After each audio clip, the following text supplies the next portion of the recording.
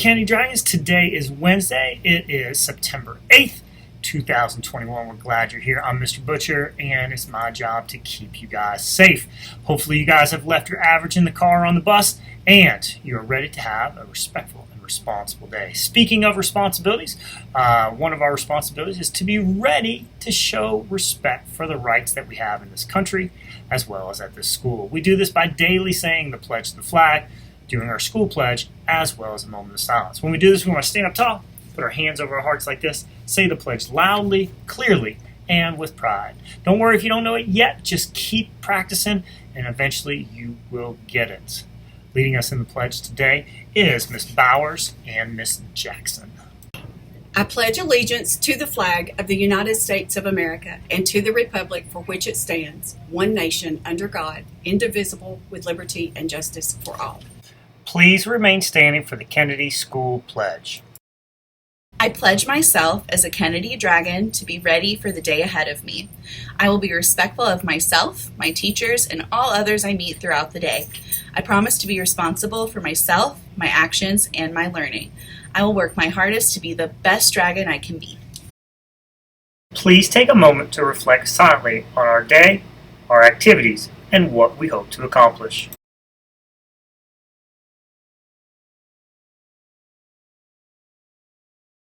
Another one of our responsibilities is to make sure that we try our best to keep each other safe. One way we can keep each other safe is by washing our hands so we can slow down the spread of germs. When we wash our hands, we want to make sure that we're using soap and water or an alcohol-based hand sanitizer. We want to make sure that we are making sure that we wash all parts of our hands for at least 20 seconds. So let's go ahead and get our hand sanitizer. And let's go ahead and model what that looks like. So we want to get the palms of our hands, 2, 3, 4, 5. Get the back of this hand, 2, 3, 4, 5. Get the back of the other hand, 2, 3, 4, 5. Get in between our fingers, 2, 3, 4, 5. Get our fingertips, 2, 3, 4, 5. Get the other fingertips, 2, 3, 4, 5. Get our thumb, 2, 3, 4, 5. Our other thumb, 2, 3, 4, 5, and then our wrist, 2, 3, 4, 5, and our other wrist, 2, 3, 4, 5, and now your hands are nice and clean. All right, now that we're ready to start the day, let's show respect for those that have birthdays today. Happy birthday to Skylar Manis, who's 10 years old. Happy birthday to Ashura Morgan, who's 10 years old. Happy birthday to Sarah Covarrubias, who's 8, and Grace Mitchell, who is 6 years old. We'll make sure you get your birthday ribbon. Another responsibility we have each morning is to make our lunch choice. Our lunches today is mini corn dogs. I like those. All right, I want you to close your eyes. I'm just going to say this. Fries. Now, keep your eyes closed. Now, not just fries, shoestring fries. Did the picture change? That's with the power of adjectives. Corn dog, mini corn dog, shoestring fries, veggie cup, and a fruit slushie. If you don't want mini corn dogs, you can always get PB&J or the yogurt. One of our goals this year is to build our vocabulary. We do that through reading, and we also do that through our picture of the week. Here's our picture of the week, one of my favorite pictures so far. And we look at pictures and we come up with words in there and kind of come up with different words. Yesterday it was nouns. Mr. McCoy, Miss Jackson, Miss Bowers all participated. Mr. McCoy said the potato head is actually the mascot for Ohio State. He also said Home Depot, sponsor, and show. Miss Jackson's class found judges, city, helmets, mascot, and football game as their nouns. And Miss Bowers found helmets, table, football. There was a guy wearing a creepy nut hat. There you go.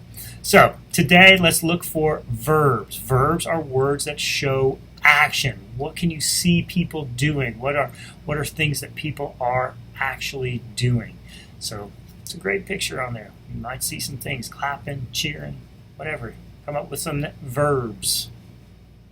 All right, our morning message today is on acknowledging others, appreciation and kindness. Doesn't it feel great when someone takes the time to compliment you, to tell you that you're doing a good job or that you look really good with your new haircut? I need a haircut.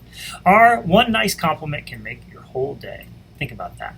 Just a few kind words can make a person feel better all day long. The author of the Life's Little Instruction books recommends that we compliment 3 people every day. So the question for today is, have you noticed what a great job your teacher is doing? How hard one of your classmates is working? How much maybe your coach cares about you or your teacher cares about you?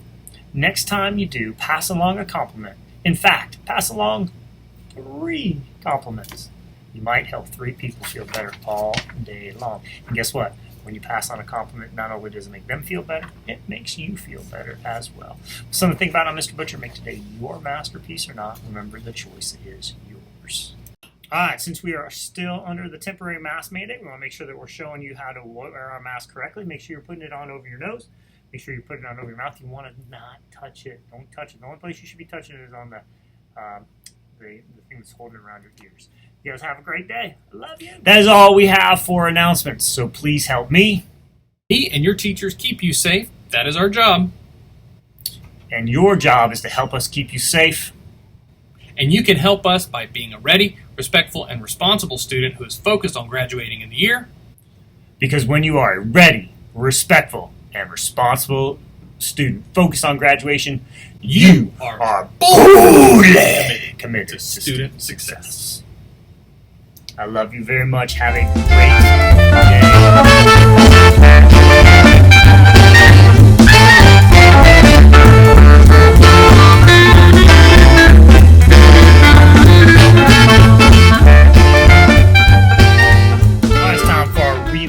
of the day. Remember, we do read alouds for several reasons. One, we want to make sure we increase our vocabulary. Vocabulary is the number of words that we know. The best way to increase your vocabulary is to read, because books are full of words. So that's one reason.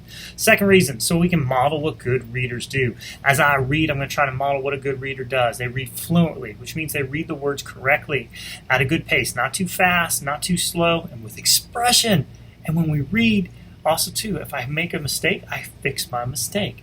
The third thing we do it for is so that you guys can model what good listeners do while you are listening. You want to listen for story elements, the sequence, the character, who or what the story is about, the setting, where and when the story is taking place, the sequence of events, what happens first, next, and last. Also, look for the problems and the solutions and those good, juicy details as we go through it. So here's our story for today. Llama, Loose Tooth Drama.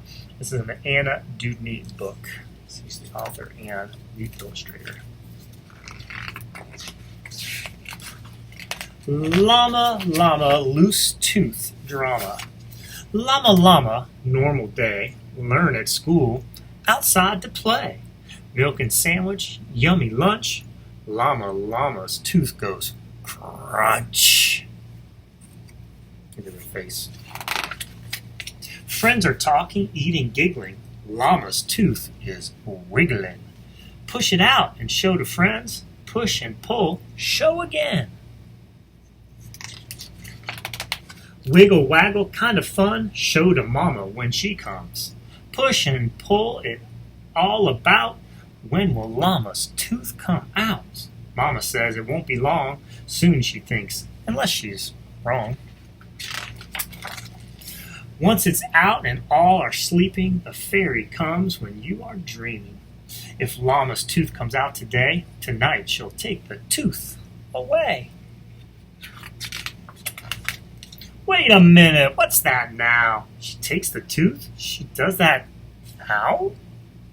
She comes at night when you're in bed? She lifts the pillow? She moves your head? So I read that like a question. All those teeth from all his friends, what does that fairy do with them? Is it fun? Or is it scary? Just who exactly is this fairy? The fairy's great. She's kind and funny. She takes your tooth and she leaves you money. She takes the old tooth and she pays. Llama thinks that sounds okay. If that's what this is all about, then Llama wants that loose tooth out. Grandma and Grandpa here for supper. Llama gives his tooth a flutter. Grandpa says, when I was 4, we tie a string and shut the door. All it takes is one big push. That tooth will pop out with a whoosh. Grandma frowns and shakes her head. Let's try this trick instead. Take an apple, chew it, crunch it. Bite it hard and munch, munch, munch it. Llama grits and grinds and gobbles. Llama's tooth just wiggles and wobbles. Dinner's over. We wave goodnight. Everything will be all right. The tooth will come out, don't you worry. The fairy's not in any hurry. Time for a bath and lots of bubbles, then PJs on without much trouble. Squeeze some toothpaste on the brush, slide up and down, swish, swoosh, swoosh. Make that loose tooth move. Oh no, where's that tooth? Where did it go? Is it somewhere on the floor? On the table by the door? Was it thrown out? Or maybe worse? What if it fell in Grandma's purse? It's gone, it's lost, is that allowed? What will happen now? Will the fairy still bring a treat, or will she leave it down the street? A piece of corn looks like a tooth, but that's not telling her the truth. Mama thinks of something better. Write the fairy a toothful letter. Mama kisses Llama's head, puts the note beside the bed. The fairy gets no tooth to keep. Llama falls asleep. Llama, loose tooth drama.